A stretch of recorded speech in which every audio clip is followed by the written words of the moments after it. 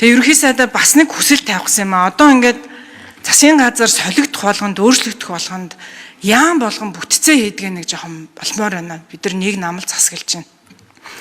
Өнөө хөдөлмөр нийгмийн хамгааллын яам гэж яхад намайг ажиллаа өгснөөс хойш 2 удаа бүтц хийлээ. 2 жилийн дотор нэгч хууль улсын хурлаар орж ирж өргөн баригдсангүй. Тэгээ энэ бол иргэдийн хувьд чухал салбар байгаад байдаг. Тэгэд бүтцтэйгээ ноцолцоор байгаад энэ юу үүсдэг вэ гэхээр төрийн албан агчдын хувьд үдгэд өргөн барьж хилцэгдэг ба штэ. Өргөн барьж хилцэгдэг байна.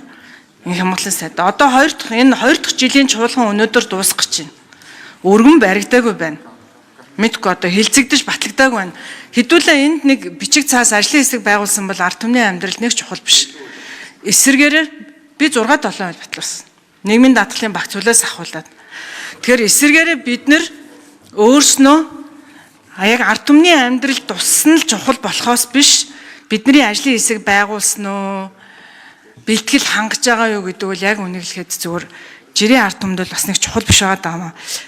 Тэгээ бас нэг хүсэлт нь сангийн яам хөдөлмөр нийгмийн хамгааллын яам 2 бид нар энэ нийгмийн даатгалын шимтгэлийн 2% мөнгөжүүлэхээр тусгаж өгсөн. Одоо манай шимтгэл төлж байгаа хүмүүс бидний мөнгө тэр чигээрээ буцаад тэтгэврт гарчдаг.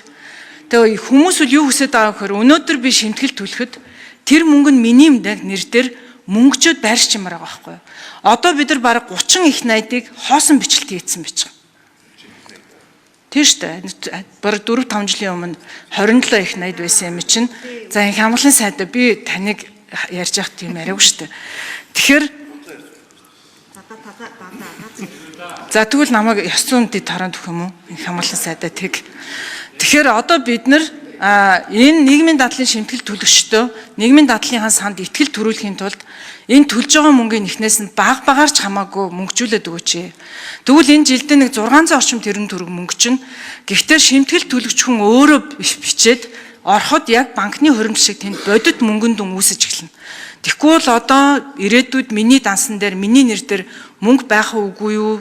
Намайг одоо тэтгэврт гаргахад энэ яг одоо бодитоор энэ байх үгүй юу гэдэг дээр хүмүүс итгэл төрөхгүй байгаа учраас шимтгэл төлөх хүсэл сонирхол бага байгаад байна.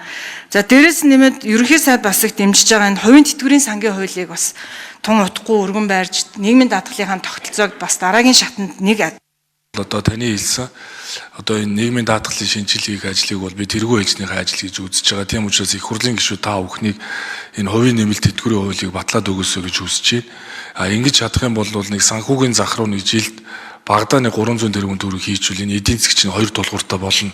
Арай агц дэвшил гарах юм уу гэсэн ийм л одоо бодолтойгоор ажиллаж байгаа. Тэгээ гишүүд та бүхнээс үсье энэ хувийн нэмэлт тэтгэврийн хуулийг батлаад өгөөсэй гэж. За булгаа гишүүн бас түрүү асуусан тэр бүтцтэй холбоотой асуудал. Яг нь ер нь бол бүтцээр захиргааны хэв шинжтэй чиг үүрэг их баг. Тэр бол үнэн. Нэгсэндээ үндсэн чиг үүргээс гадна тийм захиргааны шинжтэй ажил хийдэг болцсон байна шүү дээ. Яам тамгын газрын ажилтнууд чинь гараад гудамж талбайгаар хагас бүтэн санд шал өөр чиг үүргийн ажил хийж болохгүй зү. Тэгэхээр бид бол энэ бүтцийг өөрчлөхийн тулд бол засгийн газрын зүгээр тогтоолоор яам болгоны бүтэц чиг үүргийн шинжилгээг нь батлах гэж бэлдэж байгаа. Чиг үүргийн шинжилгээ. Тэрний дагуу бүтэц хийгдэнэ. Тэрээс биш сайд болгон тийм дураараа бүтэц хийх бололцоо бол байхгүй. Бэкер сайд одоо тийм хуулиудаа хийж зориулж байгаа. Одоо оруулж ирэхгүй нэг гишүүд нэхэд байгаа, шахаад байгаа.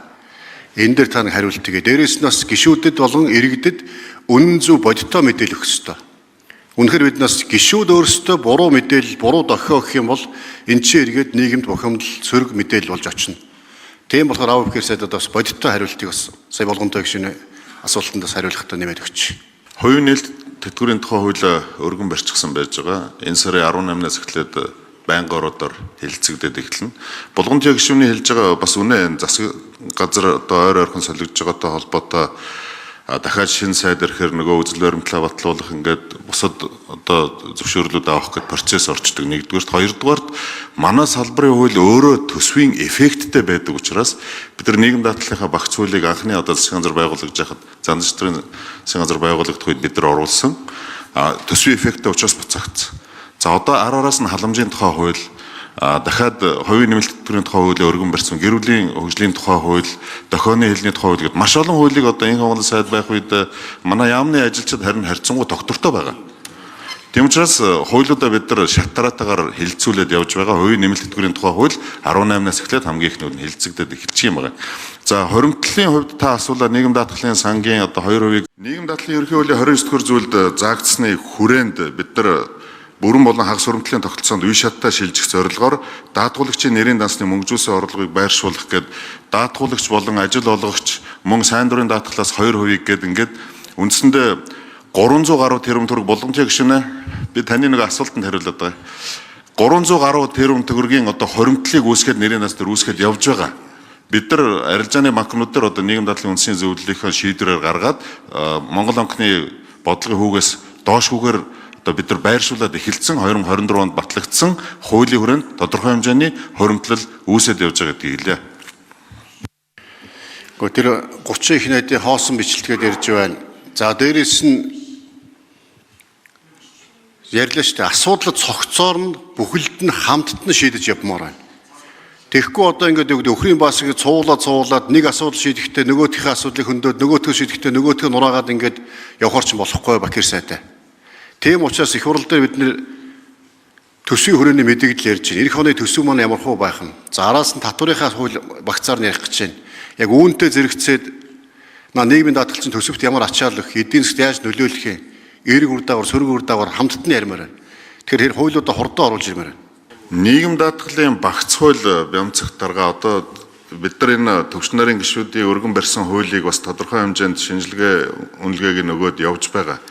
Эргээд даатгуулагчтай хохиролтой юм зүйл яваа шүү. Бямцах дарга би таны зөвлөхөд 2 зөвлөхөд сууж байгаад нэлээд дэлгэрэнгүй манай яамны зүгээс тайлбарлсан төвч нарын гишүүдийн хуулийг бид нар ингээд заавал нэг байгаа зүйлийг өөрчлөх гэж байгаа нь тэргээд бүрд ордуулчул жишээлбэл яах.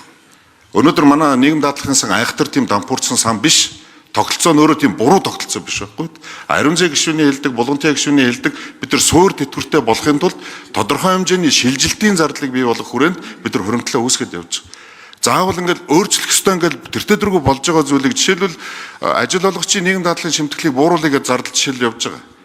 Нэг талдаа ажил олгогчтой сайн юм шиг мөрлөө, нөгөө талдаа нөгөө даатгуулагч маань тэтгэврт гарах үед тэтгэвэр тооцох тэр орлогын бүрэлдэхүүн хэсэг буураад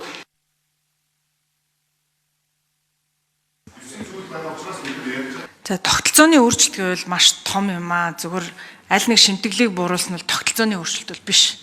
Тогтолцооны өөрчлөлтийг уг нь бид нар батлаад хэд хэдэн зүйлийг хийсэн хуримтлалын тогтолцооноос хуваарлтын тогтолцоороо одоо 1979 оноос хойш төрсэн хүмүүс л тэтгэврт гарахдаа яг өөрийнхөө нэрийн даасандаар банкны хуримтлал шиг хэдэн төгрөг шимтгэлээр төлсөн байна.